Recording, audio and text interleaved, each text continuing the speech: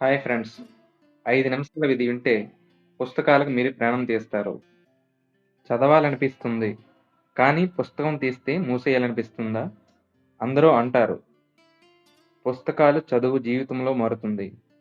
కానీ ఎవరూ చెప్పరు. చదవాలనిపించేలా ఎలా మారాలో. ఈ 5 నిమిషాలు విను. పుస్తకాలు బోర్ కాదు అని కాదు. నీ జీవితానికి అవి అవసరం ఎందుకు అర్థమవుతుంది. నిజం చెప్పాలంటే మనకి చదవడం ఇష్టం లేకపోవడానికి కారణం కాదు. పుస్ మనకి ఓపిక లేదు. మనకి ఫోకస్ లేదు.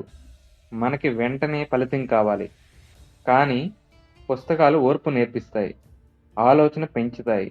మనల్ని మనతో మాట్లాడేలా చేస్తాయి.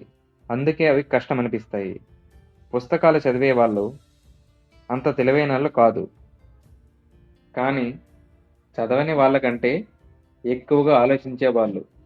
నీ జీవితంలో ఎవరో ఒకరు నీకు దారి చూపించాలనుకుంటే పుస్తకం అదే పని చేస్తుంది.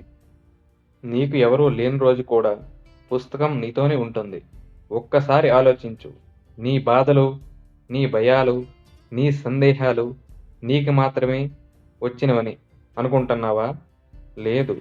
అదే బాధని ఎవరో ఒక ఏళ్ల క్రితమే రాశారు. అదే పుస్తకం.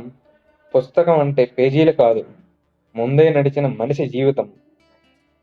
చదవడం అలవాటు కావాలంటే పెద్ద పుస్తకాలు అవసరం లేదు. రోజుకు 5 నిమిషాలు చాలు.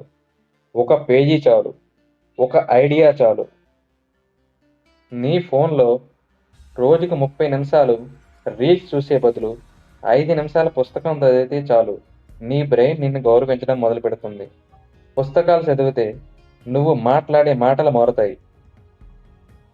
నీ యొక్క ఆలోచనలు మారుతాయి. నీ నిర్ణయాలు మారుతాయి. అప్పుడు నీ జీవితం మారక తప్పదు. ఎప్పుడైతే చదవాలనిపించిందా అయితే ఈ 5 నిమిషాలు వృధా కాలేదు. ఇలాంటి మాటలు నీ జీవితానికి రోజు కావాలంటే మా ఛానల్ సబ్స్క్రైబ్ చేసుకోండి. ఎందుకంటే ఒక పుస్తకం ఒక జీవితం మార్చగలదు. కానీ ఆ పుస్తకం దొరకాలంటే ముందు నువ్వు మారాలి. ఇది గుర్తుపెట్టుకో.